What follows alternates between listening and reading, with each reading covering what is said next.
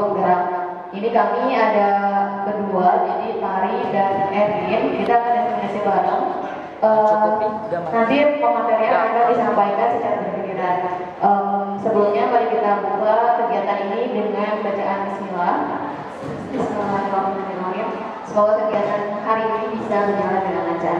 Oke, selanjutnya untuk pematerian langsung saja akan langsung disampaikan oleh Ibu Rizky untuk bagian disiplin positif. Silakan. Selamat pagi Bapak Ibu, semangat ya Teh.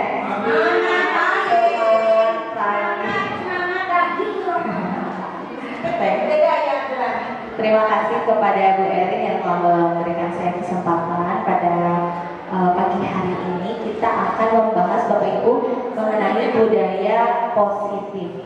Nah, Bapak Ibu, saya dan Bu Erina di sini itu adalah sedang menghadapi atau sedang mengikuti pendidikan guru penggerak angkatan 10. Jadi posisinya kami pun di sini adalah sebagai pelajar, Bapak Ibu. Artinya kami menyampaikan pemahaman ini bukan berarti kami sudah lebih paham dari Bapak Ibu. Hanya kita coba untuk diskusi sama-sama, melihat dan memahami apa itu budaya positif. Di sini ada saya dan Bu Erina. Baik Bapak Ibu, untuk selanjutnya konsep inti dari apa yang akan saya sampaikan hari ini adalah yang pertama mengenai perubahan paradigma belajar. Jadi paradigma belajar, pembelajaran itu setiap masa itu pasti mengalami perubahan. Tentunya Bapak Ibu yang mengajarnya itu beberapa puluh tahun ke belakang dengan pembelajaran di tahun-tahun ini itu pasti mengalami perbedaan. Nah, kita akan coba nanti diskusikan apa sih perbedaannya. Selanjutnya mengenai disiplin positifnya tentu saja, lalu nilai-nilai kebajikan, kebutuhan dasar manusia, lalu motivasi perilaku manusia, ada juga posisi kontrol dari guru, keyakinan kelas, dan nanti ada juga bermuara di segitiga restitusi. Baik, untuk yang selanjutnya saya izin memaparkan Bapak Ibu ya mengenai pembelajaran dengan paradigma baru. Namun nanti kalau ada yang salah atau ada yang perlu dikoreksi silakan ya Bapak Ibu, karena sekali lagi saya juga masih dalam proses belajar. Baik, pembelajaran dengan paradigma baru Bapak Ibu merupakan pembelajaran yang dirancang berdasarkan prinsip pembelajaran berdiferensiasi, sehingga para peserta didik belajar sesuai kebutuhannya berdasarkan tahap perkembangan sesuai dengan psikologi modern untuk mewujudkan profil pelajar Pancasila. Saya mau bertanya dulu nih kepada Bapak Ibu, karena kebetulan di sini ada beberapa yang menjadi guru saya juga saat saya masih sekolah. Apakah di saat zaman saya sedang sekolah itu Bapak Ibu pernah mendengar kata berdiferensiasi? Belum ya? Belum ya Bapak Ibu ya? Terus saat itu kira-kira pembelajarannya seperti apa sih Bapak Ibu? Diskusi Bu. Oh, lebih ke diskusi. Terus Sistem belajar tuntas, artinya anak harus menguasai materi yang disampaikan pada itu dengan kemampuan evaluasi berapa persen kemampuan anak menyerap materi yang kita sampaikan. Kalau 100 dapatnya 100 berarti dia sudah menguasai pembelajaran yang kita sampaikan. Oke, jadi kalau dulu itu lebih fokusnya tentunya ke transfer ilmu dan nanti capaiannya juga lebih ke hasilnya hari itu harus sudah bisa dilihat gitu. Tapi kalau sekarang itu lebih komprehensif ya Bapak Ibu. Kalau kita lihat dari pembelajaran paradigma baru, kita itu menekankan pembelajaran yang berdiferensiasi. Ada yang pernah mendengar Bapak Ibu pembelajaran berdiferensiasi? Mungkin ada yang mau berpendapat apa itu pembelajaran berdiferensiasi? Enggak? Boleh aku pada nanti setelah aku pada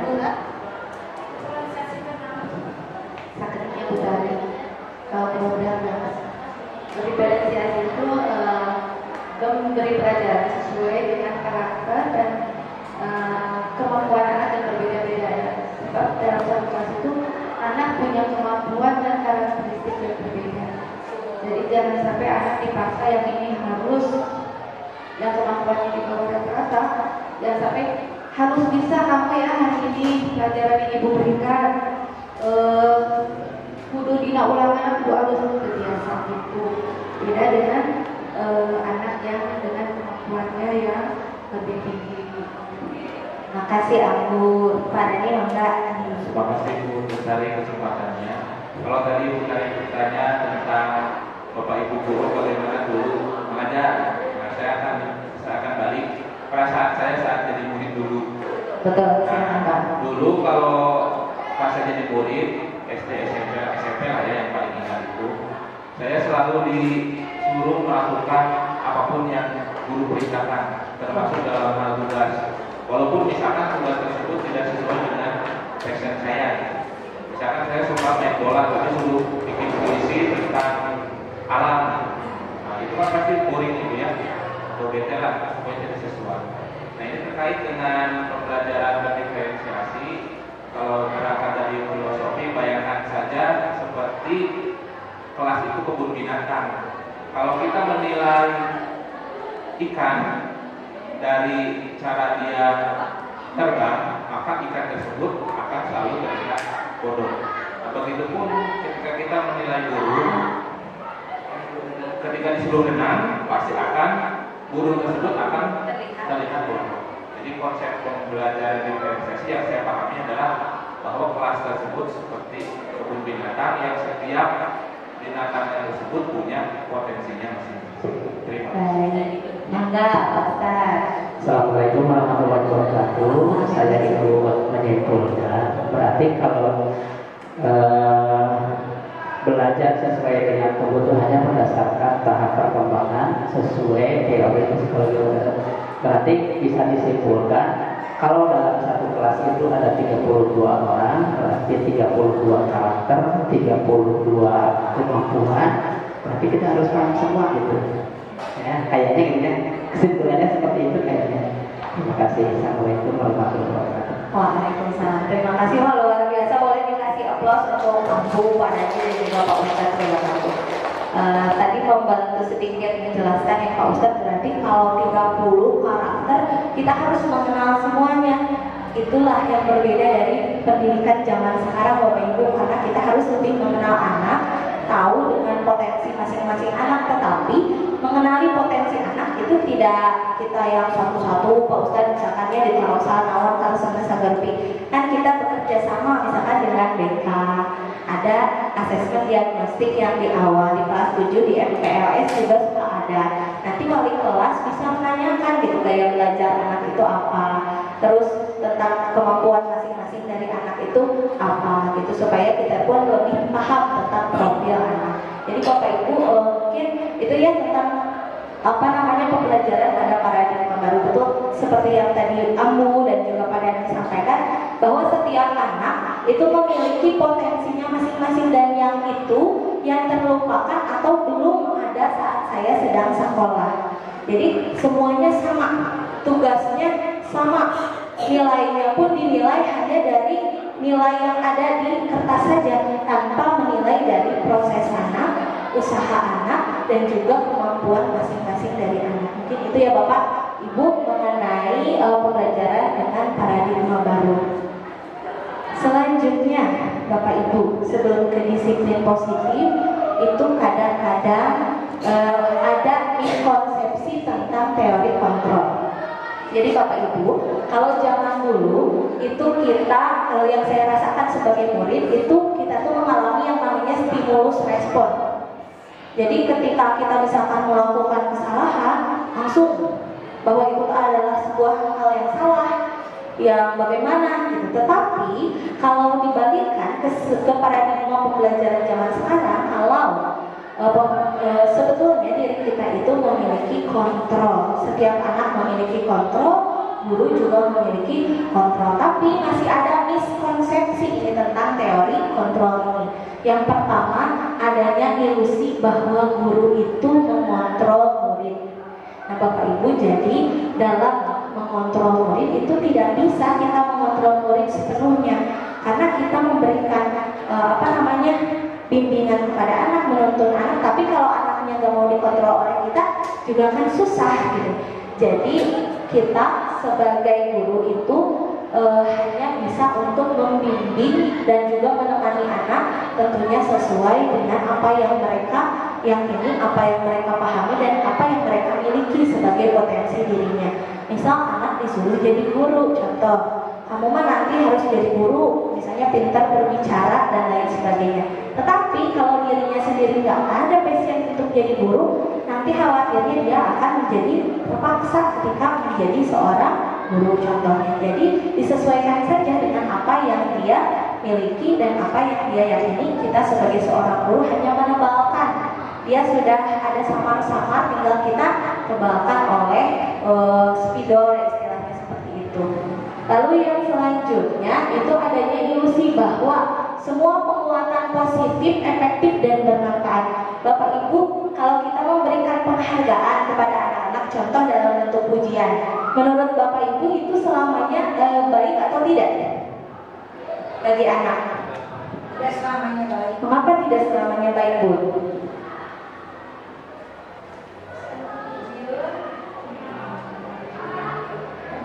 Mengapa tidak selamanya baik? Kalau kita tuh memberikan penghargaan atau memberikan pujian pada anak, kenapa tidak selamanya baik itu? Kalau terus-terusan seperti itu, kayaknya ada kemungkinan anak itu menjadi sombong.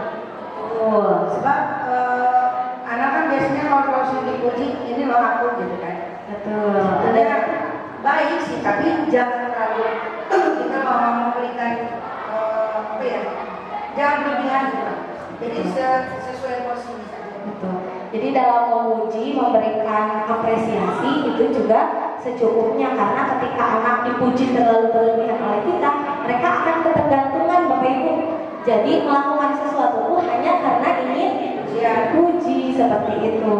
Nah, itu adanya ilusi bahwa semua penguatan positif, efektif, dan bermanfaat. Ternyata di teori kontrol kita bisa mengontrol apa yang bisa kita kasih ke anak. Pujiannya misalkan secukupnya bagi anak, tapi harus ada Pak Bu apresiasi untuk anak. Tapi sekali lagi tidak berlebihan. Selanjutnya adanya ilusi bahwa kritik dan membuat rasa bersalah mampu menguatkan karakter. Kalau ini bagaimana Bapak Ibu? Apakah selamanya kritik yang kita kasih ke anak mampu menguatkan karakter mereka? Tidak. Kenapa? Ada yang mau berpendapat? Yang lain? Umi, boleh. Kenapa nih kritik tidak selalu akan menguatkan karakter? Tergantung bagaimana keadaan psikologis orang itu. Contoh, Umi lakukan kritik. Umi kalau dikritik itu Umi sok ceriknya, cerik gitunya, merasa bener berarti ada tersinggung dan sebagainya. Tapi seiring kedewasaan sebagai seorang Umi kolot, ternyata dikritik itu bagus, dan oh iya, kritikan itu ternyata membuat saya jadi bangkit. Nah, berarti ini juga sama. Apalagi jiwa anak-anak SMP itu masih jiwa perubahan ya, dari jiwa anak ke remaja itu belum stabil. Sehingga kalau dikritik mungkin dia bisa juga jadi down. Nah, kecuali kalau memang psikologinya sudah stabil, maka ketika dia kritik dia merasa, oh ya, saya harus lakukan. Saya semakin bahwa dengan kritikan ini adalah semangat buat saya. Itu mungkin menurutku. Oke, terima kasih Ya, Pak. sedikit filosofinya. Kritik itu kan dikasih saran. Satu, risiko kritik. Dua, sasaran kritik. Tiga, tujuan kritik. Risiko kritik, kalau kita kritik seorang, pasti risikonya. Terutama ke anak juga. Jadi anak diberi kritik terus penuh. Kedua, sasaran kritik. Sasaran kritik untuk apa? Apa untuk menjatuhkan? Apa untuk membangun? Tadi risiko, tujuan, dan tadi sasaran harus diperhatikan. Termasuk ke anak juga yang sering mengiritik kayak budak teh, bosan kasih bawa ngomong bawel gitu. Kadang-kadang gitu, ya itu saja. Terima kasih Umi dan juga Abah. Bapak Ibu, berarti kalau kita ambil benang merahnya, baik itu memberikan pujian atau memberikan kritik, itu kita harus secukupnya juga. Karena anak kalau tidak diingatkan mereka salah pun, tidak dikritik juga, mereka tidak akan tahu mereka salah. Hanya cara mengkritiknya bagaimana. Terkadang ini mah saya ya Bapak Ibu, maksudnya saya kadang pernah gitu mengkritik anak, tetapi justru mendaunkan mental anak dengan menggunakan kata-katanya yang punten negatif gitu, dasar kamu mah teu bisa bodoh punten. Mudah-mudahan tidak ada yang seperti itu ya Bapak Ibu ya kita mohon foto segala rupi kita keluarkan, itu menjatuhkan mental anak ya Bapak Ibu ya. Tapi ketika kita mengkritik itu misalkan bisa menggunakan kalimatnya yang lebih positif. Contoh, ibu yakin sebetulnya kamu itu bisa, hanya kamu harus lebih belajar lebih giat daripada yang lain. Itu kan sebetulnya bentuk kritik dari ketidakbisaan dia, tetapi katanya yang justru kita rubah gitu. Terkadang kalau generasi zaman sekarang tuh dinamakan generasi apa nih Pak Adam? Generasi non-cina sebenarnya anak-anak zaman sekarang mah generasi strawberry. Generasi sandwich. Generasi strawberry, jadi mudah busuk, mudah tersinggung. Ya. Jadi kadang dicabak sekedih, ngambek, bete, tantrum. Nah, anak-anak sekarang tuh gitu maka banyak. Nanti kita sebagai seorang guru yang justru harus bisa melihat situasi dan kondisi anak di zaman sekarang. Dan yang selanjutnya ada juga ilusi Bapak Ibu bahwa orang dewasa itu berhak memaksa. Apa orang dewasa itu berhak memaksa anaknya? Maksanya dalam hal apa? Misalkan kalau disuruh kudu ngerjakeun cara anak kieu harus seperti itu. Apakah orang yang lebih dewasa itu harus selalu memaksa? Tidak ya? Tapi kalau saya sebagai seorang guru, maaf ya, untuk urusan memaksa dan hal yang baik itu Umi suka nonton, ya. Kalau di kelas misalnya, kalian contoh saja dulu Umi memaksa anak untuk berkerudung, ya. Kamu tuh harus berkerudung ya, karena apa? Ini disampaikan alasan-alasan baiknya, gitu ya. Karena kalau tidak dipaksakan, mereka tuh gak akan terbiasa. Kalau untuk hal-hal yang baik, mungkin saya rasa boleh kita menekankan pemaksaan. Tapi kalau yang buruk banyak mentol, ditahdirlah gitu. Tapi untuk hal-hal yang sifatnya tidak terlalu prinsip, ya itu masih silakan aja lah. Kamu mau ini kerjakan, boleh. Kalau tidak juga apa-apa. Untuk soal tugas di kelas, Umi memaksa. Selalu dia harus mengerjakan. Ya, terima kasih. Berarti sebetulnya Umi juga yakin sama setuju ya Umi dengan ilusi ini. Setiap orang dewasa itu berhak memaksa, itu tidak selalu harus memaksa Ani, tapi dalam beberapa hal itu bisa, kecuali dalam seperti dalam penegakan aturan agama, sekolah dan lain sebagainya. Itu kan sifatnya sudah kewajiban Bapak Ibu. Tetapi ini tidak ada pemikiran bahwa orang yang lebih dewasa berarti punya hak untuk memaksa. Itu kita sepakat tidak seperti itu ya Bapak Ibu ya, bahwa anak pun punya hak untuk memilih. Misalnya dia ingin tugas sambil duduk, misalkan di bawah lesehan. Nah itu contohnya seperti itu ya. Oke, selanjutnya Bu Erin. Nah sekarang kita masuk Bapak Ibu ke disiplin positif. Mungkin kita tidak asing ya Bapak Ibu dengan kata disiplin, karena ada pasti penegakan disiplin di sekolah dan lain sebagainya. Nah kata disiplin sendiri berasal dari kata disiplina yang artinya belajar. Disiplin mengacu pada disiplin diri yang memiliki tanggung jawab terhadap apa yang dilakukannya berdasarkan nilai-nilai yang diyakini. Jadi disiplin itu Bapak Ibu dari maknanya saja itu belajar, bukan harus melakukan ini melakukan itu, tapi dari makna katanya itu adalah belajar. Anak belajar mengikuti aturan sesuai dengan nilai-nilai apa yang dia yakini. Tentunya dalam penegakan disiplin itu kita sebagai seorang guru perlu membimbing anak dalam mengingatkan ketika mereka tidak disiplin dan lain sebagainya. Lalu apa itu disiplin positif? Jadi disiplin positif Bapak Ibu adalah salah satu cara penerapan disiplin yang bertujuan untuk menumbuhkan kesadaran serta memberdayakan peserta didik tanpa imbalan atau tanpa ancaman dan hukuman. Kalau disiplin di awal, anak pakai topi karena takut upacara dipisahkan barisannya, itu sudah belum disiplinnya sebetulnya. Disiplinnya sudah, tidak positif. Karena apa Pak Dani? Takut akan adanya hukuman dan juga ancaman.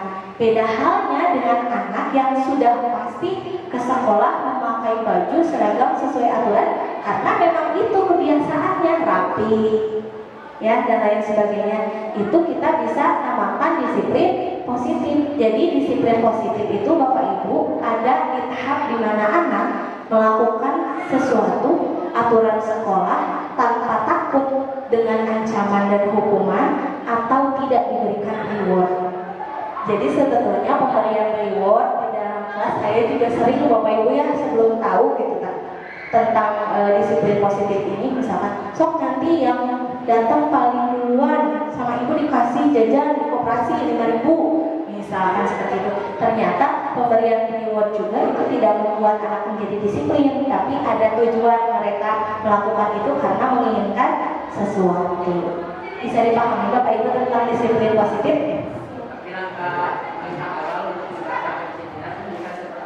Betul Bapak. Langkah awal untuk kita menuju disiplin positif adalah dengan disiplin dulu gitu. Hanya saja di disiplin positif ini kita mengurangi ancaman, mengurangi hukuman dan mengurangi pemberian reward atau penghargaan gitu. Jadi anak-anak tuh kita biarkan tanpa hukuman atau tanpa ancaman mereka bisa tidak untuk disiplin gitu. Ya, anggap Pak Ustaz.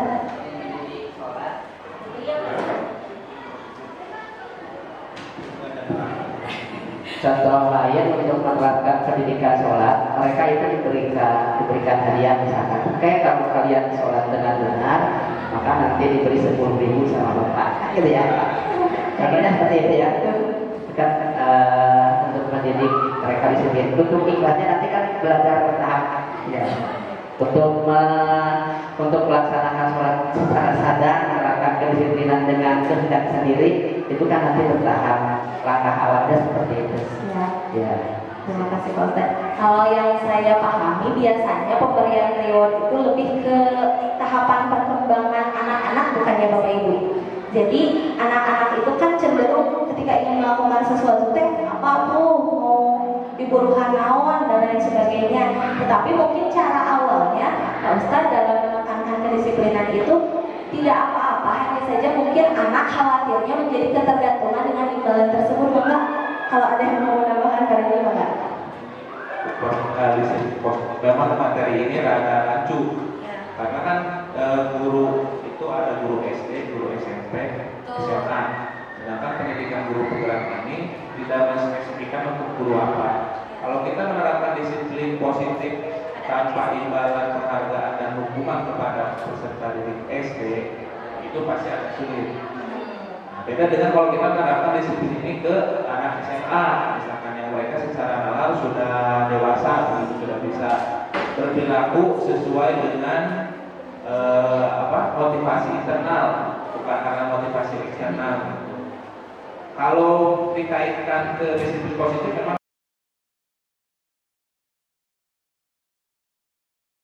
bagus, tapi kalau untuk di SMP, ya konteksnya di SMP, saya kira tidak bisa plak-plak gitu ya, langsung. Tapi harus, kalau SMP kan masa peralihan, jadi memang harus ada tegas sedikit, longgar sedikit. Beda dengan kalau anak SMA dilonggarkan sedikit, tapi mereka sudah dewasa gitu. Beda dengan anak SD, kalau dilonggarkan bisa pasti. Nah itu, jadi materi ini mungkin bisa disesuaikan dengan konteks di sekolah masing-masing. Ya, terima kasih Pak Dani penguatannya. Jadi betul ya Bapak Ibu, sesuai dengan tahapan perkembangannya juga. Kan kalau misalkan anak SD atau anak-anak itu cenderung belum punya pemikiran yang matang gitu terhadap melakukan kalau mereka mau melakukan sesuatu, contoh sholat karena takut misalnya dimarahin oleh orang tuanya gitu, tapi belum ada pemikiran bahwa sholat itu adalah kewajiban kita sebagai seorang muslim kalau konteksnya dalam sholat. Tadi betul sekali, ini seharusnya disesuaikan juga dengan konteks kita di sekolah mana, terus tahapan perkembangannya juga. Maka Pak Ustaz.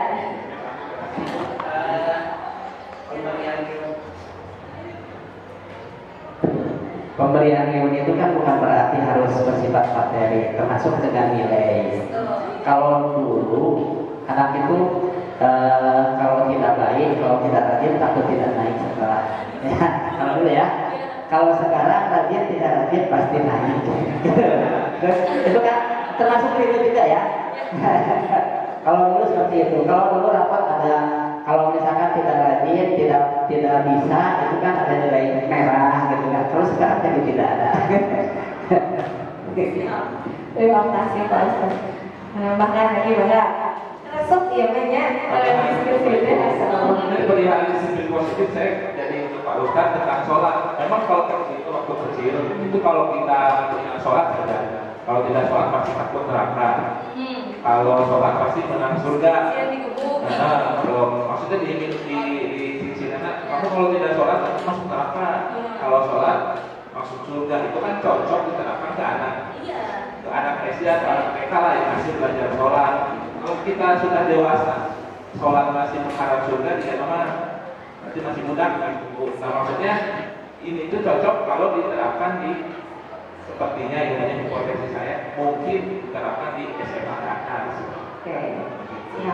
Kalaupun di SMP mau diterapkan mungkin ya Pak Dani, tapi tadi ada tarik ulur gitu. Ada saatnya di mana kita harus melonggarkan, ada saatnya di mana kita harus memberikan reward atau punishment itu, tetapi tidak dengan yang berlebihan tadi. Memberikan kritik tadi ya, saya tadi secukupnya, memberikan reward atau penghargaan juga secukupnya, agar mereka juga sedikit demi sedikit tidak ketergantungan dengan kritik ataupun dengan reward yang diberikan. Masya Allah, terima kasih ini ya, luar biasa. Boleh dikasih applause dulu. Semangat ya diskusinya, Masya Allah. Selanjutnya Bu Erina. Nah Bapak Ibu, dalam melakukan disiplin positif tadi kan sesuai yang tadi saya sampaikan, itu berdasarkan nilai-nilai apa yang diyakini. Nah di CGP ini Bapak Ibu dipelajari nilai-nilai kebajikan, yaitu nilai yang disepakati bersama, lepas dari suku bangsa, agama, bahasa maupun latar belakangnya. Ini hanya beberapa contoh ya Bapak Ibu mengenai nilai-nilai kebajikan di institusi atau organisasi. Itu kita biasa berdasarkan kepada yang pertama itu profil pelajar Pancasila. Coba Bapak Ibu apal profil pelajar Pancasila teh naon wae? Boleh sambil nyanyi. 1, 2, 3. Pelajar Pancasila beriman dan bertakwa pada Tuhan Yang Esa dan berakhlak mulia, berkebinekaan global, gotong royong mandiri, kreatif dan bernalar kritis. Masya Allah. Jadi karena Umi masih kutilas, belum merambah Umi. Umi tahu dia Umi merambah ke kurikulum merdeka. Jadi itu ya Bapak Ibu, alhamdulillah sudah kenal dan sudah paham tentang itu. Selanjutnya ada berdasarkan IBO Primary Years Program. Toleransi, rasa hormat itu kita yakini juga ya Bapak Ibu ya, nilai-nilai kebajikan itu, bahwa di sekolah harus ada toleransi, rasa hormat, integritas, mandiri, menghargai, antusias, empati, keingintahuan, kreativitas dan lain sebagainya. Dan yang selanjutnya ada keterampilan hidup atau life skill, seperti dapat dipercaya, lurus hati, pendengar yang aktif. Ini jarang ya Bapak Ibu ya. Kalau anak-anakku harus menjadi pendengar yang aktif, Bapak Ibu pernah mendengar gak? Nah sekarang itu karena anak-anak banyak berbicara, banyak berkeluh kesah, maka anak-anak dan kita pun termasuk harus bisa menjadi pendengar yang aktif. Bayangkan Bapak Ibu, kalau kita lagi curhat, terus teman curhatnya deh, kamana we pandangan, kamana we ninggalin, enak gak? Gak enak. Gak enak ya dicuekin, sedangkan kita lagi pengen cerita gitu dan lain sebagainya. Lanjut Bu Erina. Nah ini berkaitan juga dengan kebutuhan dasar manusia. Jadi Bapak Ibu, manusia itu punya kebutuhan dasar, betul atau tidak? Betul. Apa yang kita inginkan? Kalau kita tuh tidak terpenuhi kira-kira bagaimana Bapak Ibu? Tantrum, rudet, leles, bad mood, oke. Bisa kita lihat kebutuhan dasar 5 kebutuhan dasar manusia yang pertama apa Bapak Ibu? Bertahan hidup, contohnya dahir. Terus apa lagi? Sandang, pangan, dan papan. Terus apa lagi Bapak Ibu? Kasih sayang. Tempat tinggal, keamanan itu kebutuhan dasar. Dari bertahan hidup. Kalau tempat tinggalnya kita di hutan, itu bertahan hidupnya juga, kecuali di hutannya tidak aman. Hutan, tapi kan orang Oke. Kebutuhan dasar yang kedua adalah setiap orang itu Bapak Ibu ada ibarat dasar sweetnya butuh akan kasih sayang dan rasa diterima. Kenapa sih Pak? Kita tuh butuh disayangi dan butuh diterima itu kenapa gitu? Apakah kita kalau hidup tanpa kasih sayang dan rasa diterima itu nggak akan bahagia atau bagaimana? Ya nggak akan bahagia lah Bu. Kenapa Bu? Kalau saya butuh menyayangi. Ada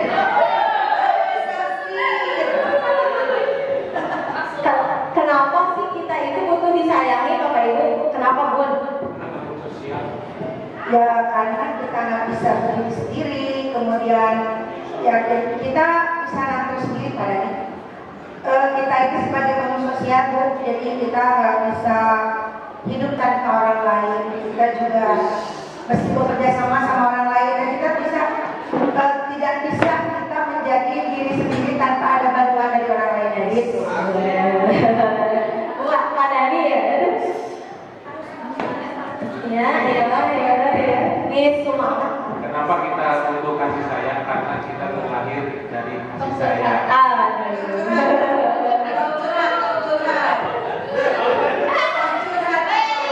Waktu ngomongnya. Kalau kita mengamati peserta didik ya, peserta didik yang kurang kasih sayang, itu kebanyakan anak yang bermasalah itu di sekolah itu rata-rata di rumahnya itu memang kurang kasih sayang. Misalkan ibu bapaknya cerai atau bapaknya kawin lagi, itu rata-rata anak yang program itu yang bermasalah. Itu kebanyakan. Jadi kita sangat butuh kasih sayang terutama anak. Terima kasih Pak Ustaz. Makanya kenapa anak-anak itu perlu memenuhi 5 kebutuhan dasar ini ya Bapak Ibu, termasuk kita karena kita adalah manusia, bukan orang hutan ya, manusia. Nanti kalau ada bapak ibu guru yang rudet di sekolah, berarti kurang kasih sayang.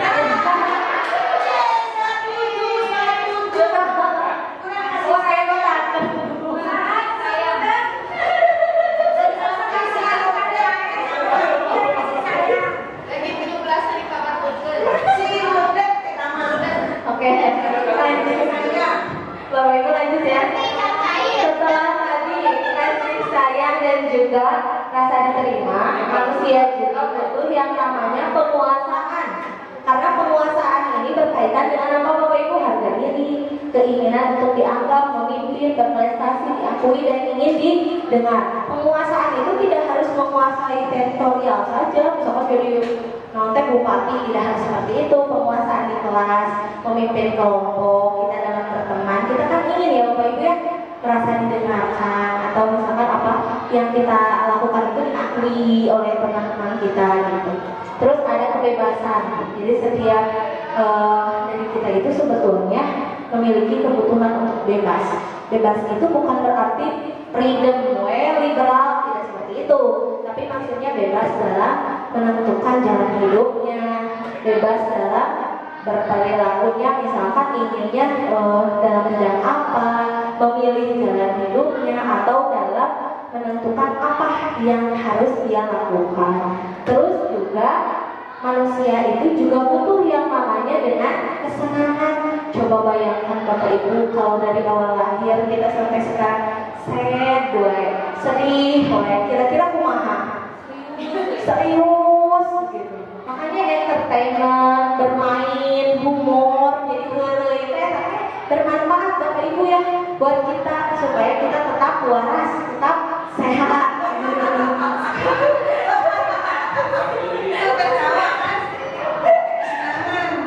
Ya, bawa gitu. Jadi ulah cemberut we, caketut misalkan itu.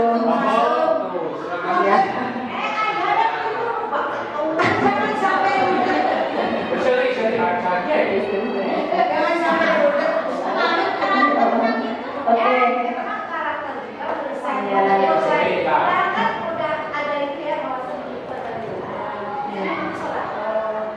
Oke, siap.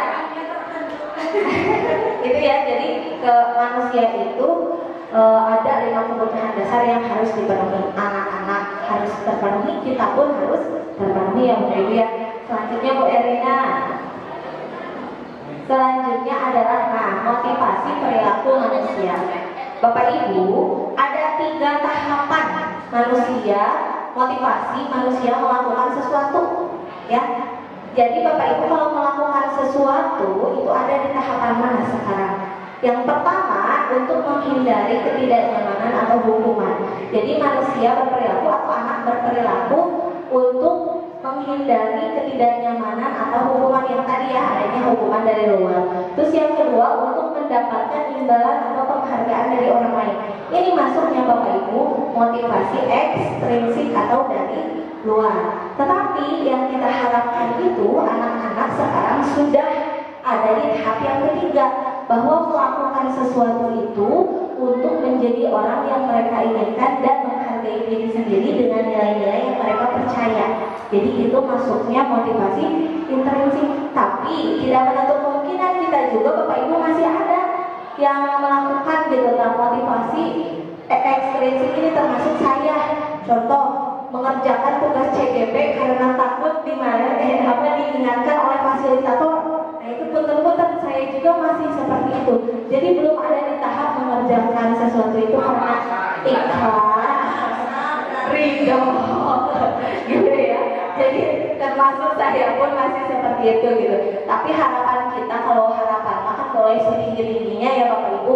Begitupun kita ke anak-anak. Walaupun pada prakteknya masih banyak anak-anak yang takut hukuman, masih ingin mendapatkan reward, itu tidak apa-apa. Tapi harapan kita sebagai seorang guru harus setinggi-tingginya bahwa anak melakukan sesuatu karena itu yang mereka yakini untuk kehidupan mereka. Gitu ya Bapak Ibu ya. Sip. Selanjutnya Bu Erina. Nah ini dia Bapak Ibu yang akan kita pelajari sekarang. Itu mengenai hukuman, konsekuensi, dan restitusi. Kalau restitusinya nanti akan dijelaskan secara lanjut oleh Bu Erina. Tapi kita akan lebih fokus membedakan hukuman dan juga konsekuensi. Menurut Bapak Ibu, hukuman dan konsekuensi itu sama atau berbeda? Hukuman dan konsekuensi itu sama atau berbeda? Berbeda. Kira-kira apa tuh perbedaannya? Pak Ustadz, enggak. Pak Ustadz nih, Pak Ustadz biasa ikut CCP ya Pak Ustadz. Saya baca itu jalan ayah. Ustaz bae dong, PSI aku tuh bilang aja. Lanjut Pak Ustaz. Biasanya kalau hukuman kan dipaksakan, kalau konsekuensi ada kesadaran. Makanya aturannya dalam kurikulum Merdeka aturannya dibikin kesepakatan bersama. Jadi itu harusnya itu bukan hukuman. Oke, Pak Dadi mau menambahkan kan serupa juga. Jadi Bapak Ibu, terkadang bias ya kita menganggapnya hukuman sama dengan konsekuensi, ternyata berbeda Bapak Ibu hukuman dengan konsekuensi itu. Jadi kalau hukuman itu kita memberikan hukuman baik secara verbal maupun fisik ke anak-anak, tetapi pada sesuatu yang tidak kita sepakati di awal. Makanya tadi betul kata Pak Ustadz, kita di kurikulum Merdeka ini ada yang namanya kesepakatan kelas, keyakinan kelas. Jadi kalau mereka melanggar keyakinan kelas tersebut, mereka siap menerima konsekuensinya. Nah, hukuman itu tidak terencana dan tiba-tiba. Terus murid tidak tahu apa yang akan terjadi atau tidak dilibatkan. Terus yang selanjutnya bersifat satu arah. dan berupa hukuman fisik atau psikis, maksudnya dalam bentuk bentakan atau misalnya dalam bentuk squat jump, push up dan lain sebagainya gitu. Tapi kalau konsekuensi itu terencana disepakati sesuai dengan peraturan. Murid tetap dibuat tidak nyaman, tetapi dua-duanya baik hukuman atau konsekuensi murid itu Bapak Ibu tetap tidak nyaman karena mereka tetap menerima apa ya? Bu, kalau Imbalan. Kalau yang pertama ya ngaliwat dahir jadi ya kebutuhan dasar ya teman-teman ya harus dipenuhi. Terus sikap guru selalu memonitor murid kalau dikonsekuensi. Nah, kalau di restitusinya nanti dipaparkan secara lanjutnya oleh Bu Delina. Selanjutnya Bapak Ibu. Next. Nah, saya mau bertanya kepada Bapak Ibu. Menurut Bapak Ibu, ini hukuman atau konsekuensi? Andre diminta push up karena tidak mengerjakan tugas. Hukum. Ada yang konsekuensi jawabannya? Ada Bu. Ada. Mau Ustaz konsekuensi jawabannya. Jadi bisa hukuman, bisa konsekuensi. Kalau ini dibikin kesepakatan bersama dari awal, ya itu jadi konsekuensi. Kalau dari awal misalkan sepakat bersama satu kelas misalkan, pokoknya yang tidak mengerjakan tugas push up 100 kali. Oke. Bisa dari kesepakatan bersama. Betul. Tapi dalam disiplin positif, kalau yang saya pahami itu tidak boleh menggunakan yang kalimat-kalimat negatif itu loh, Ustaz. Tapi kalau push up itu bisa sehat Bu. Iya, betul. Betul. Nah, ini saya luruskan sedikit ya, Pak Ustaz ya. Bapak Ibu, jawabannya dulu Bu Erina. Nah, ini maksudnya dulu, teman. Bapak Ibu, perlu saya luruskan sedikit. Ini bisa menjadi konsekuensi seperti yang Pak Ustaz tadi sampaikan. Kalau dia itu tidak mengerjakan tugasnya penjas dalam pelajaran penjas. Kenapa? Karena di penjas dia itu melakukan aktivitas fisik. Jadi ada tanggung jawabnya dengan cara yang sama untuk menggantikan apa yang dia salah itu gitu. Tidak mengerjakan tugas penjas atau tidak mengikuti pembelajaran penjas disuruh push up. Itu relevan menjadi konsekuensi. Tetapi kalau misalnya diminta push up karena tidak mengerjakan tugas mata pelajaran yang lain, itu masuknya dalam bentuk hukuman. Seperti itu ya Bapak Ibu perbedaannya. Contoh kalau misalnya pelajaran seni budaya, anak tersebut tidak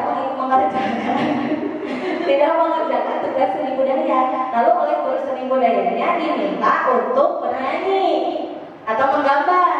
Itu bentuk dari konsekuensi karena relevan dengan apa yang dipelajari di pelajaran tersebut gitu.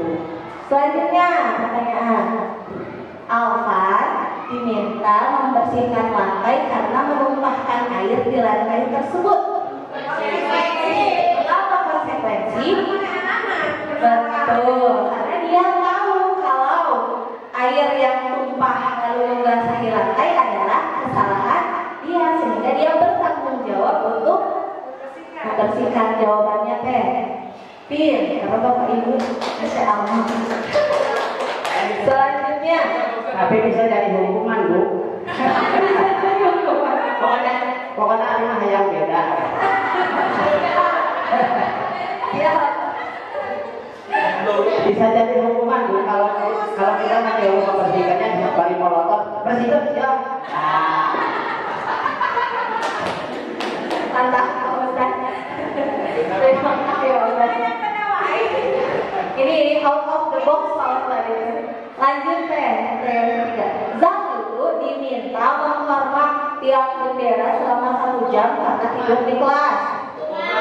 Hukuman jawabannya teh berarti betul ya. Lanjut. Dinda keluar 10 menit lebih lambat dari teman-temannya karena terlambat masuk dalam pelajaran matematika. Konsekuensi, kenapa konsekuensi? Karena sudah ada kesepakatan dan digantikannya pun dengan belajar karena dia terlambat masuk ke dalam kelas. Jadi sudah memahami kira-kira Bapak Ibu? Pak Ustaz,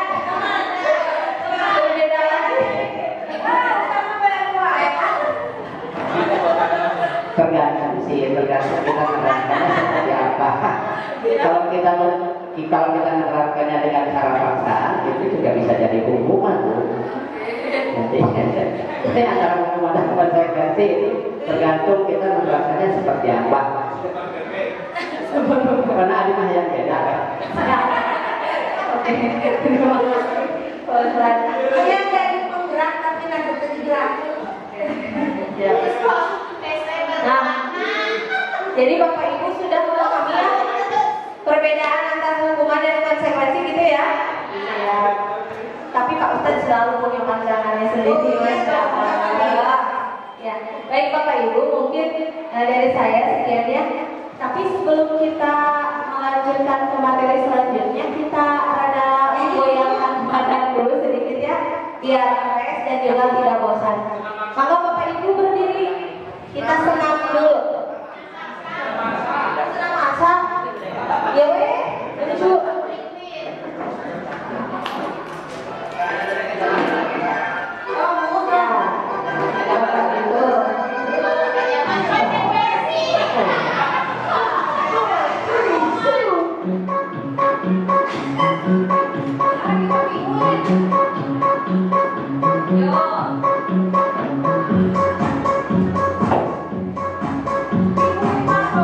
Boleh sambil senyum semuanya, biar kita sambil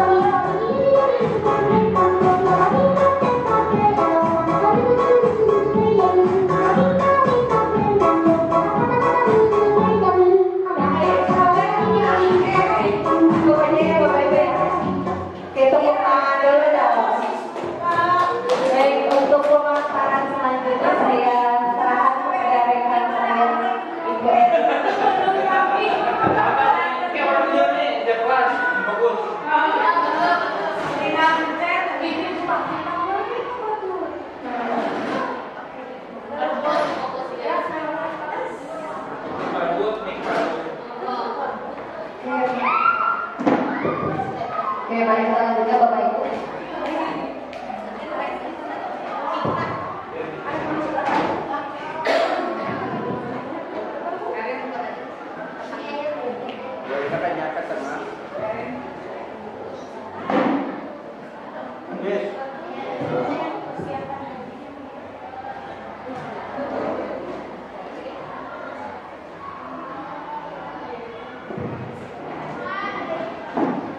Oke, assalamualaikum warahmatullahi wabarakatuh. Bapak Ibu, mari kita lanjutkan materi tadi sudah tersampaikan dengan sangat baik ya oleh Ibu Hari. Perkenalkan dulu.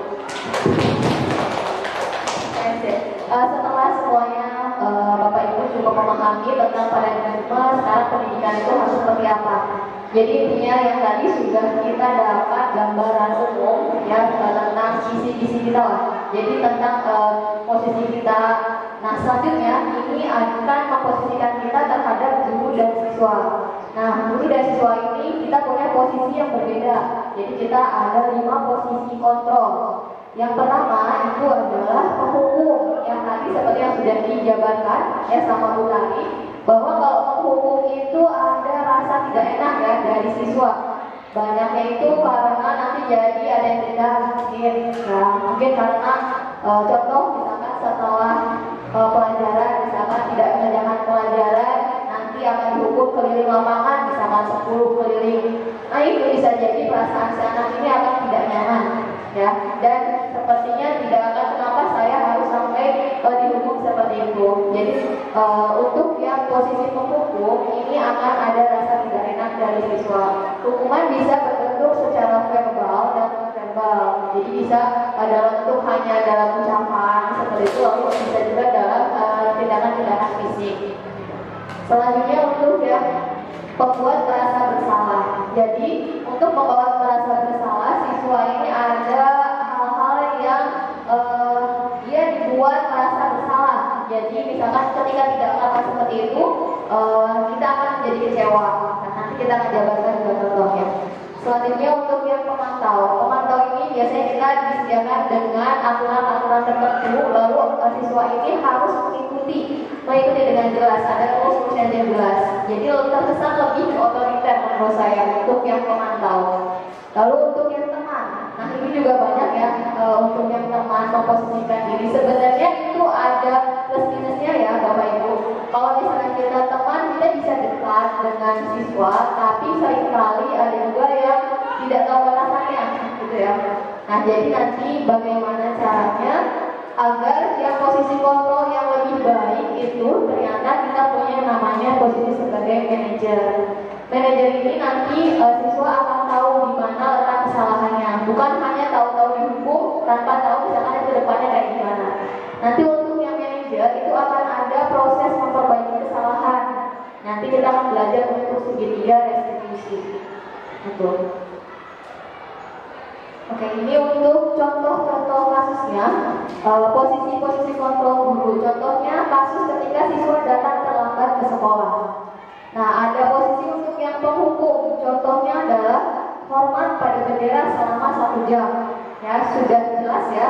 Ini untuk yang posisi penghukum.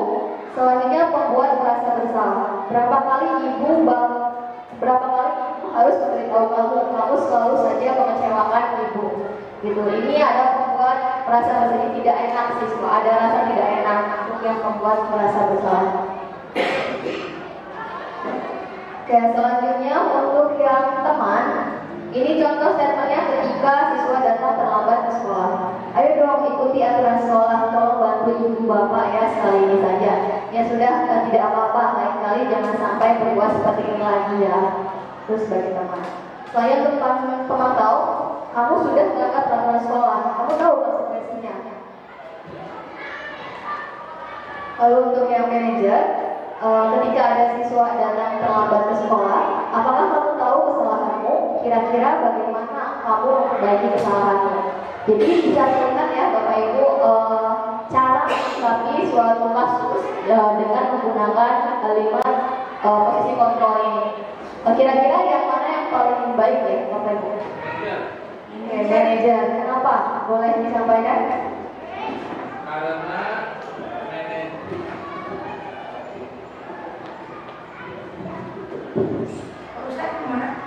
karena manajer ini posisinya satu, dia bukan sebagai hakim atau judgement begitu ya, tidak langsung memecat bahwa anak tersebut datang terlambat salah. Makanya ditanya dulu kan, itu kalimatnya berbentuk pertanyaan bukan pernyataan. Apakah kamu tahu kesalahanmu? Jadi konfirmasi dulu ke anak tersebut, kemudian kira-kira bagaimana kamu memperbaiki kesalahanmu. Nah ini perihal solusi.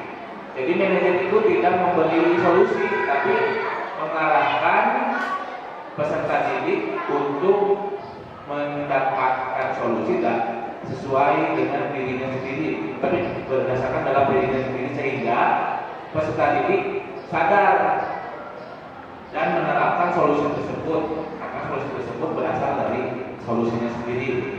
Kalau kita memberikan solusi, kamu harus bangun pagi, kamu harus bangun lebih pagi, misalkan ya. Nah itu masuknya ke tadi yang hukum. Ya, karena langsung memberikan solusi. Tapi yang paling bagus menurut turun saya itu ke manajer. Oke, saya mantap Pak Ahmad dari atas penguatannya. Yang lain mungkin boleh kata-kata boleh terus ya. Selain manajer, apa lagi selain manajer? Kayak tadi ada teman, pembuku, membuat rasa bersalah, pemantau, ya lalu ada pemantau. Semuanya sebenarnya bisa diterapkan. Menurut Pak Ahmad belum tentu benar. Semuanya bisa diterapkan, tergantung. Menghukum juga bisa. Kalau misalkan dilakukannya misalnya berulang-ulang kan bisa dihukum. Jadi sebenarnya antara menghukum dan konsekuensi itu sebenarnya beda-beda tipis. Kalau dalam Al-Quran itu kan ada hukum ya. Dalam Al-Quran ada hukum. Bagi orang yang meninggalkan salat ancamannya akhir neraka, itu kan hukum. Tapi hukum itu kan bisa jadi konsekuensi juga. Ya, konsekuensi gara-gara dia meninggalkan salat, maka konsekuensinya ancamannya adalah akhir neraka. Hukum itu bisa jadi konsekuensi. Terima kasih. Oke, siap. Terima kasih Pak Ustadz. Bagus ya. Berarti menurut Pak Ustadz menekankan bahwa sebenarnya posisi kontrol ini bisa saja dilakukan, gitu ya. Boleh misalkan pada saat nanti ada hukuman juga ada saatnya misalkan boleh untuk menghukum juga. Ada saatnya juga misalkan kita menerapkan untuk konsekuensinya juga. Nah, tapi ketika misalkan kita tahu hukuman terus anak-anak ini menyadari tidak. Menyadari tidak ini hukuman ini kenapa tiba-tiba saya dihukum ya. Mungkin tadi bisa dikaitkan lagi dengan motivasi eksternal dari motivasi internal ya, intrinsic dan ekstrinsic. Jadi mungkin nanti bisa ditekankan lagi. Jadi kalau misalkan bentuk peneguran secara klinik atau dengan penghukuman itu sebenarnya tergantung, bisa saja. Artinya melaksanakannya harus secara bijak. Menghukum juga harus dengan bijak. Sebelum menghukum kan ditanya dulu, kenapa kamu kesiangan? Kan gitu. Jadi tidak semena-mena langsung dihukum, langsung melompat gitu. Tidak bisa seperti itu. Jadi baik itu menghukum maupun penerapan konsekuensi itu dua-duanya memang harus dilakukan secara bijak ya. Oke, Pak Ustadz dari Pondanya. Ketika di sana yang ada terlambat, Pak Ustadz bilang apa alasannya kamu terlambat? Nah setelah itu Pak Ustadz nanya apa lagi ya kira-kira? Yang berapa bangun? Ya tergantung jawabannya. Kalau misalkan jawabannya sangat masuk akal, misalkan dia karena mama saya sakit, misalkan kan, itu tergantung jawabannya. Kalau misalkan dia melakukan dan berulang-ulang karena dengan alasan kesiangan, memang malas gitu, ya apa boleh buat gitu. Jadi tergantung jawabannya juga ya. Masa kita harus ada anak yang membantu orang tuanya di rumah nyuci dulu, naon dulu, apakah atau mamanya sakit, banyak tidak langsung menghukum dengan begitu saja. Ya pasti dengan cara yang bijak juga. Ya. Oke, sip Pak Ustadz. Nah ini mau tanya lagi boleh Pak Ustadz? Setelah sudah tahu alasannya, Ayo Bu Enin badan nabesan. Ini badan nabesan maka. ini tuh nyambung banget Pak Ustadz. Jadi apa yang sudah dilakukan Pak Ustadz ini sudah namanya adalah restitusi Pak Ustadz. Jadi yang mungkin kata-katanya saja yang belum familiar, tapi sebenarnya apa yang dilakukan Pak Ustadz itu sudah mengarah kepada restitusi Pak Ustadz. Nah, ini saya belum menyampaikan materinya Pak Ustadz. Yang sudah Pak Ustadz sampaikan itu sudah sejalan dengan tiga restitusi. Ya, bagus mantap. Mari kita belajar lagi dulu ya Pak Ustadz ya. Oke, coba nih, Erin punya pertanyaan sesuai dengan tadi posisi kontrol yang tadi. Ibu bapak guru sangat kecewa sekali dengan kamu. Kira-kira ini posisi kontrol apa ya? Membuat merasa bersama. Bagus, betul. Membuat merasa bersama. Oke, selanjutnya Ibu. Oke, kamu tidak pernah benar melakukannya. Ini apa? Oke, mantap. Ini mantap sekali. Lakukan jadi bahan. Oke, sip. Bulina, coba Bulina. Ibu mau apa? Erin mau dengar suaranya Bulina. Bulina menurut Bulina ini apa? Teman kenapa? Ada jawabannya teman, ada. Mungkin ada alasannya seperti Pak Ustadz.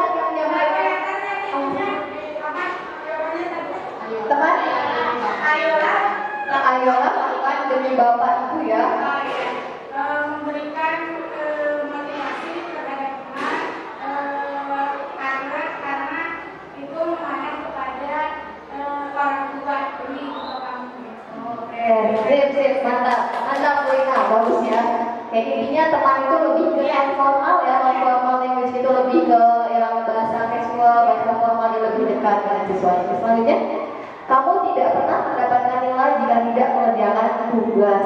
Oke, kira-kira ini posisi kontrol apa ya? Coba lihat, kamu tidak pernah mendapat nilai jika tidak mendapatkan. Ini semuanya sudah tahu sekali ya, sudah paham mengenai 5 posisi kontrol. Nah, setelah kita paham kira-kira posisi kita antara guru dan siswa, selanjutnya kita perlu, tadi sudah disebut juga sama Pak Ustadz kan, tadi yang sama Bu Taya, Pak Ustadz juga sudah bilang tentang keyakinan kelas. Coba sebelum ke sana, mengapa keyakinan kelas itu bukan peraturan kelas? Ada yang bisa menjelaskan perbedaan antara peraturan dan keyakinan? Pak Ustadz tadi. Mantap, Pak Ustadz, boleh. Kira-kira peraturan itu apa ya bedanya dengan keyakinan kelas? Kalau peraturan itu dibikin sendiri, misalkan guru yang membuat peraturan. Kalau keyakinan kelas itu dibikin bersama-sama. Keyakinan kelas, kesepakatan bersama. Maka hukumannya bukan hukuman, jadi konsekuensi.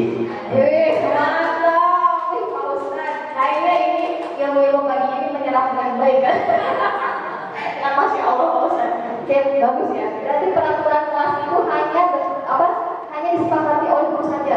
Hanya dia yang buat guru saja. Tanpa misalnya anak-anak ditanya dulu, kira-kira dia ini bagus atau enggak. Itu hanya kontrolnya dari guru saja untuk yang peraturan. Mau nggak mau, enak nggak enak, tetap harus mengikuti, gitu ya, untuk yang peraturan kelas. Nah, selanjutnya untuk yang keyakinan kelas, nah ini disepakati antara guru dengan siswa. Nah, seperti yang sudah juga kita lakukan ya pada saat awal semester, tentu Bapak Ibu sudah buat untuk yang keyakinan kelas. Coba sebelum kita ke sana, apa yang Bapak Ibu ketahui tentang keyakinan kelas yang sudah dilakukan? Ya, betul. Cara-caranya mungkin membuat keyakinan kelas.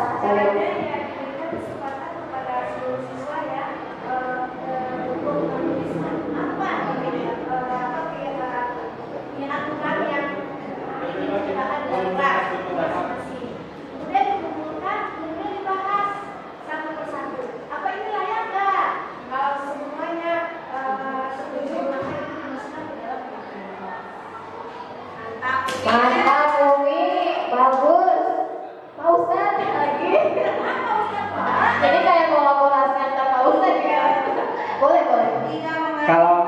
Kalau peraturan kelas, biasanya anak itu merasa tertekan karena ini aturan. Kalau keyakinan kelas itu karena ini kesepakatan, maka mereka akan melakukannya agak mendekat realitas gitu. Ya, tidak akan terlalu tertekan karena ia menyadari sendiri gitu. Sebelum dia melakukan kesalahan, ia sudah tahu konsekuensinya. Gitu. Jadi bedanya antara peraturan dengan kesepakatan kelas itu di situ. Oke, sip, bagus, Ustaz ya. Berarti menekankan juga ke perasaan ya, perasaan siswanya bagaimana. Untuk yang peraturan kelas sudah pasti dia akan merasa tidak enak ya dan merasa terpaksa ada penekanan. Tapi kalau keyakinan kelas lebih ikhlas ya, lebih mau untuk mengerjakannya. Kayak untuk yang sesuai dengan yang juga, untuk yang keyakinan kelas proses-prosesnya sudah benar ya. Jadi kita harus menanyakan dulu dari siswa. Semua itu berasal dari pendapat siswa. Kira-kira ya lalu dibahas semuanya, apakah itu mau disepakati semua atau tidak misalkan. Nah, terus ada beberapa guideline juga yang perlu kita pahami dalam bentukan keyakinan kelas. Oke, bentukan keyakinan kelas yang pertama bersifat abstrak ya, karena ini bentuk-bentuk kesepakatannya kan, misalkan apa ya, coba Bapak Ibu untuk yang keyakinan kelas misalkan kesehatan, kebersihan. Oke, misalkan bisa kasih contoh kata kalimatnya untuk kebersihan, menjaga kebersihan. Coba. Oke, tidak mencoret-coret dinding kelas. Nah ini. Betul. Ya. Kita sama-sama belajar. Jadi. Ya, nanti ketika kita kita sudah mengkolektifkan pendapat siswa mau itu kalimat positif atau kalimat negatif, nanti kita kaji ulang kan ya, bersama-sama kita gunakan untuk kalimat-kalimat yang positif. Misalkan untuk tidak menggunakan kata-kata jangan, tidak, seperti itu. Oke, dilanjutkan dulu. Berupa pernyataan universal, ini sesuai dengan nilai-nilai kebajikan yang sudah disampaikan oleh Bu Tari tadi, gitu ya. Terkait misalnya terkait dengan tanggung jawab, terkait dengan disiplin dan sebagainya. Selanjutnya dibuat dalam pernyataan positif, lalu sedikit saja agar mudah diingat. Jadi kalau keyakinan kelas jangan panjang-panjang, Ibu Bapak, karena itu susah untuk diingat. Selanjutnya sesuai dengan kondisi kelas dan sekolah sehingga mudah diterapkan. Dan nanti anak-anak dibuat biasanya hanya kosong saja, gitu. Biarkan semuanya berasal dari siswa. Semua warga sekolah dilibatkan saat membuat keyakinan kelas. Ya tentu ya, karena nanti semuanya dari siswa dan nanti disepakati juga oleh siswa dan nanti juga di akhirnya boleh ditandatangani oleh siswa, gitu, agar ada rasa tanggung jawab. Nanti setelah itu bisa ditempelkan di sekitar kelas dan dibidik biar langsung kelihatan, gitu, untuk proses pembuatan keyakinan kelas. Oke, selanjutnya ini saya lanjutkan untuk yang proses restitusi tadi ya. Jadi yang ketika ada siswa yang melakukan kesalahan, apa yang harus kita lakukan? Jadi sebisa mungkin coba bawa anak itu agar paham kenapa dia melakukan kesalahan, dan setelah dia melakukan kesalahan itu apa yang harus dilakukan agar mendapatkan solusinya, gitu. Jadi apa yang harus dilakukan setelah dia ada kesalahan itu untuk kedepannya lebih baik seperti apa? Nah, jadi secara formalnya, segitiga restitusi itu proses dialog yang dijalankan oleh guru agar dapat menghasilkan murid yang mandiri dan bertanggung jawab. Karena kita berfokus terhadap murid. Jadi ada katanya CGB itu bilangnya apa? Iya, berpihak pada murid atau menghamba pada murid, gitu ya. Jadi memposisikan murid sebagai prioritas yang kita perlu gali agar mandiri dan bertanggung jawab. Oke, untuk yang segitiga restitusi ini ada 3 tahapannya. Ya, ini sangat fundamental, yang sangat penting, yang sudah disampaikan juga secara sekilas oleh Pak Ustadz yang tadi pada saat ada kasus tadi. Nah, yang pertama ini adalah kita harus menstabilkan dulu identitas. Jadi ada kata-kata dibalik apa? Kesalahan itu tidak apa-apa, gitu ya. Setiap orang pasti pernah melakukan kesalahan. Kamu bukan satu-satunya yang pernah melakukan ini. Ini adalah contoh pernyataannya. Ketika kita menstabilkan identitas. Jadi ketika misalkan siswa dipanggil kita, nah selanjutnya stabilkan dulu identitasnya agar dia merasa nyaman dengan kita, nyaman dan mau terbuka dengan kita. Nah selanjutnya, setelah menstabilkan identitas, ini adalah memvalidasi tindakan yang salah. Nah seperti yang Pak Ustadz bilang, pasti akan ada alasannya ya dibalik suatu tindakan. Nah, adakah cara yang lebih efektif untuk mendapatkan apa yang kamu butuhkan? Nah kamu tentu punya alasan ya untuk punya alasan mengapa melakukan itu. Nah itu jadi memvalidasi tindakan yang salah, menanyakan alasannya mereka melakukan kesalahan. Nah selanjutnya setelah divalidasi kita kembali lagi kepada keyakinan yang sudah dibuat, gitu. Jadi menanyakan kembali keyakinan kelas apa yang telah kita sepakati. Kamu ingin menjadi orang yang seperti apa, gitu. Ini adalah proses dari restitusi. Jadi yang pertama kita harus menstabilkan dulu identitas agar anak nyaman, terus bisa mau nanti untuk memperbaiki kesalahannya. Selanjutnya memvalidasi tindakan yang salah, alasannya, ditanya alasannya dulu. Lalu selanjutnya adalah menanyakan keyakinan sesuai dengan keyakinan yang sudah disepakati. Itu ya Bapak Ibu. Bagaimana? Apakah sudah dapat dipahami? Oke, sip. Oke, ini belum.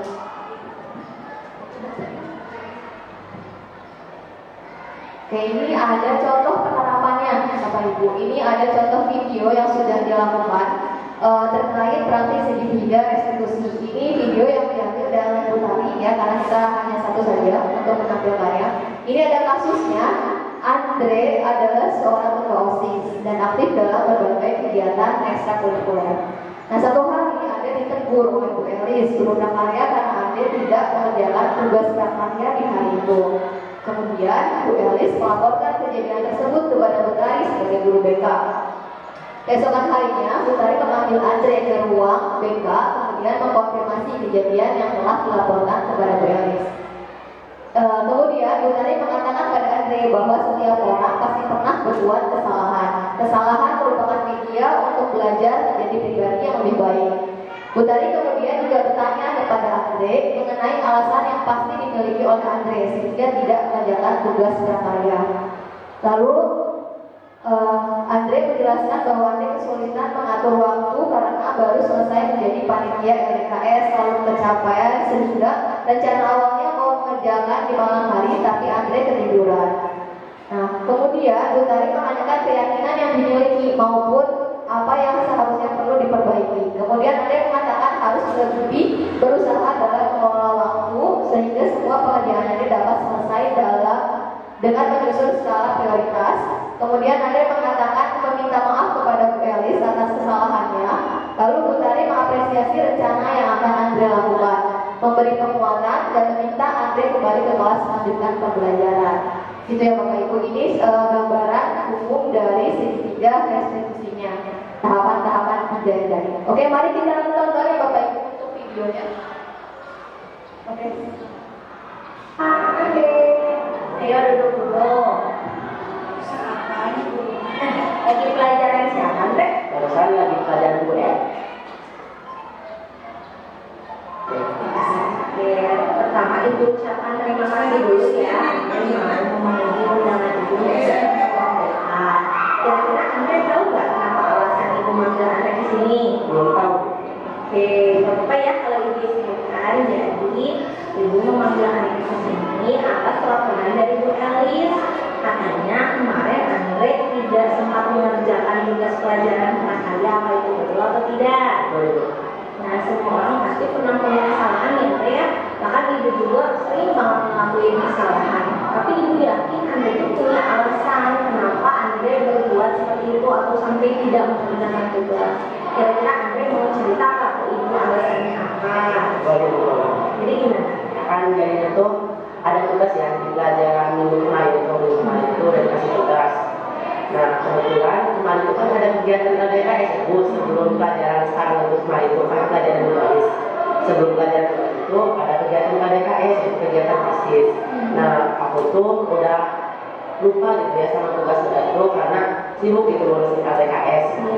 Nah, dari sekolah LDKS itu aku tuh ingat sore-sore itu keluar LDKS. Nah, aku tuh udah ada niatan gitu buat ngerjain tugas tersebut, tapi karena kelelahan mungkin ya kelelahan, ya jadi aku ketiduran sampai aku tuh lupa dan waktu dikumpulin tugasnya belum selesai.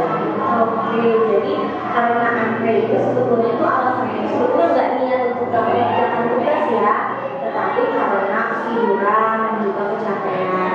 Nah, Andre pasti udah tahu dong konsekuensi dari peran yang Andre punya saat ini. Andre kan sekarang jadi ketua OSIS. Jadi Andre itu punya apa ya, tanggung jawab yang lebih ya? Ya gitu ya. Nah, gimana menurut Andre yang seharusnya Andre lakukan ketika Andre punya tanggung jawab lebih itu bagaimana?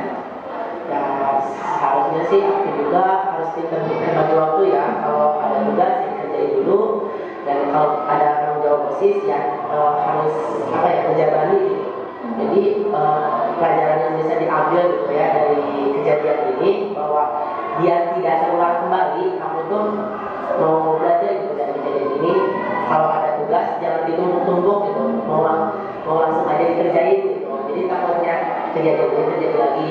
Dan aku pun biar masalah ini gak panjang gitu sama Ibu Elisnya, aku pun sekarang mau minta maaf gitu ke Ibu Elisnya. Tapi ternyata Andre itu udah tahu apa yang harus Andre lakukan. Tapi tadi mudah-mudahan apa yang Andre yakini dan apa yang harus Andre lakukan itu betul-betul dilakukan ya sama Andre, biar kedepannya tidak terulang. Terima kasih sekian ya Andre dan Ibu, mudah-mudahan ada manfaatnya obrolan kita hari ini. Ya Ibu, terima kasih Ibu. Ya, silakan bertanya. Ya Ibu, terima kasih Ibu. Assalamualaikum. Oke, Bapak Ibu, itu adalah contoh video penerapan ini adalah kelas sessionnya sudah selesai sampai slide terakhir. Terima kasih banyak Bapak Ibu sudah menyampaikan, sudah mau meluangkan waktunya di sini. Terima kasih banyak. Bolehkah saya tanya dulu terkait apa yang Ibu rasakan selama mengikuti kegiatan diseminasi ini? Boleh Bapak Ibu? Senang aja. Ya, ini boleh? Boleh ini?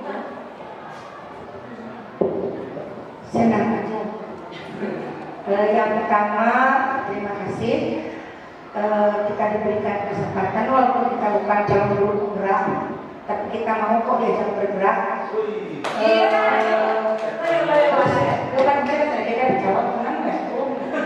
Terus alhamdulillah dapat ilmu banyak walaupun awal-awal kita pernah diberikan kayak begini itu waktu sama ibu itu tuh sama ibu itu gitu kan.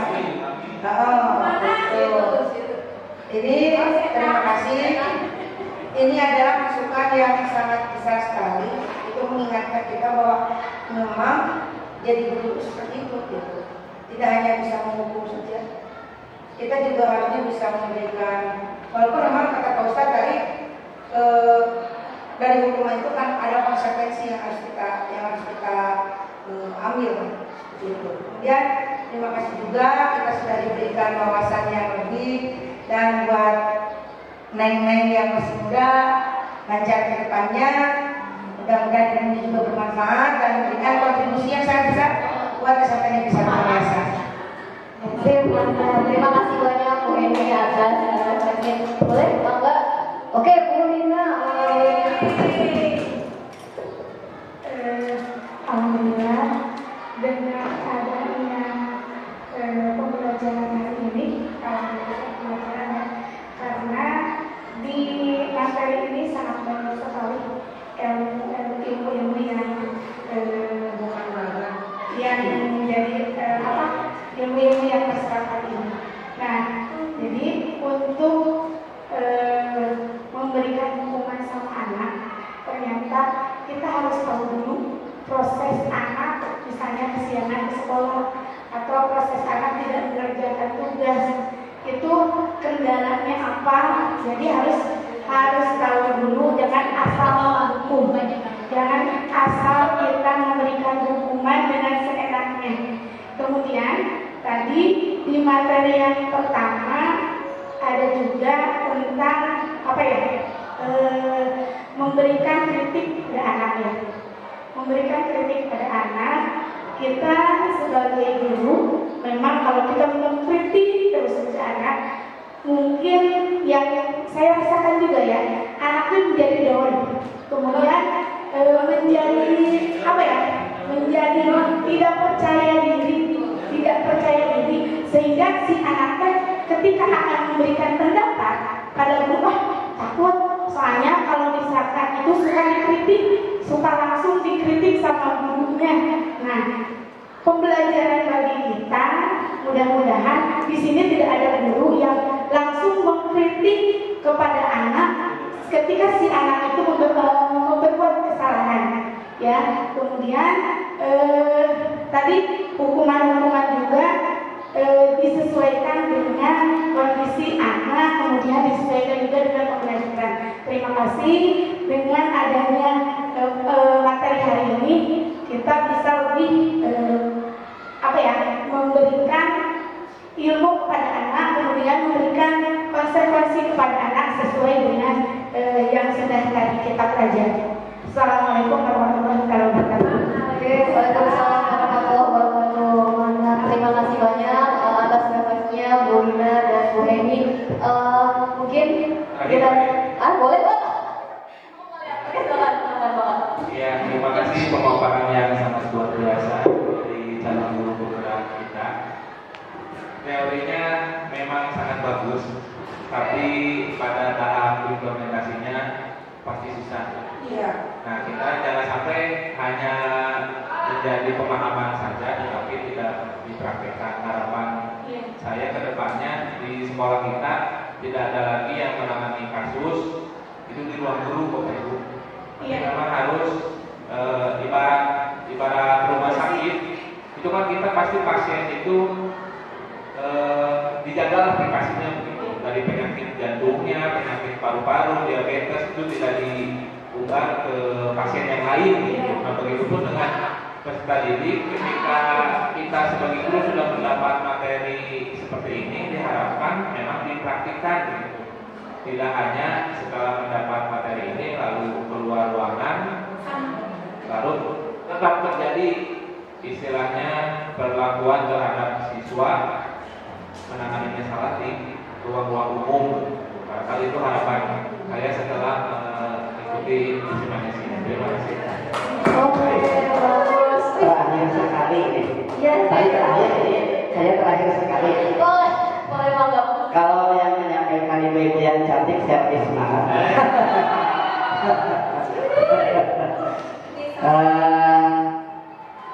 Melanjutkan apa yang disampaikan Pak Ahmad, teorinya bagus, mudah, tetapi pelaksanaannya, intinya dalam pelaksanaannya supaya ini bisa berjalan dengan baik, maka baik kita sebagai peran utama sebagai guru, baik itu sebagai pemberi hukum atau baik itu kita sebagai penegak kedisiplinan atau juga sebagai pengontrol, intinya kita harus jadi teladan, bukan teladan. Bisa teladan dalam kedisiplinan, teladan dalam akhlak. Jangan sampai ada pikiran dalam pikiran mereka, kok menerapkan kedisiplinnya ya sendiri kesiangan. Jadi kita harus jadi teladan dalam sikap, dalam ucapan, teladan dalam kedisiplinan, baik SD dan syariah. Terima kasih. Assalamualaikum warahmatullahi wabarakatuh. Waalaikumsalam warahmatullahi wabarakatuh. Asik, bagus sekali. Intinya, jadi jangan sampai yang sudah kita pelajari di sini terus tiba-tiba bubar ya, tiba-tiba bubar terus tiba-tiba lupa. Semoga kita bisa menerapkannya di dalam kehidupan sekolah ya terutama. Jadi ya pelan-pelan saja, maksudnya tidak mungkin bisa langsung drastis, tapi mungkin kita akan pelan-pelan. Yang penting kita sudah paham kira-kira visi impian kita berarti akan melindungi siswa dengan baik ya. Jadi kita akan melindungi emosinya agar tidak down gitu ya. Terus menghargai privasinya juga. Lalu jangan lupa kita juga adalah role model, kita adalah teladan bagi siswa. Oke, terima kasih banyak Bapak Ibu. Saya juga belajar banyak hari ini. Mudah-mudahan kita semua bisa mengaplikasikannya. Cukup sekian ya. Mari kita tutup acara ini dengan bacaan hamdalah. Alhamdulillahirobbilalamin. Saya cukupkan. Assalamualaikum warahmatullahi wabarakatuh.